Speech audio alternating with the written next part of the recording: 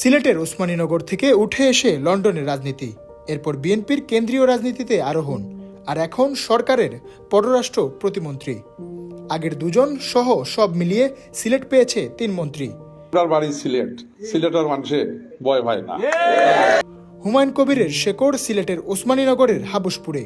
লন্ডনে বিএনপির আন্তর্জাতিক কর্মকাণ্ডে সক্রিয় হওয়ার মধ্য দিয়ে দলীয় রাজনীতিতে তার উত্থান। এরপর হয়েছেন বিএনপির আন্তর্জাতিক বিষয়ক সম্পাদক। নির্বাচনী রাজনীতিতে তার পথ মসৃণ ছিল না। সিলেট 2 আসন থেকে নির্বাচন করার আগ্রহ থাকলেও শেষ পর্যন্ত দলীয় মনোনয়ন পাননি। তবে পেয়েছেন যুগ্ম মহাসচিবের দায়িত্ব আর নির্বাচন পরবর্তীতে প্রধানমন্ত্রীর পররাষ্ট্র বিষয়ক উপদেষ্টা। নির্বাচনী রাজনীতি তার রাজনৈতিক অগ্রযাত্রাকে থামাতে পারেনি।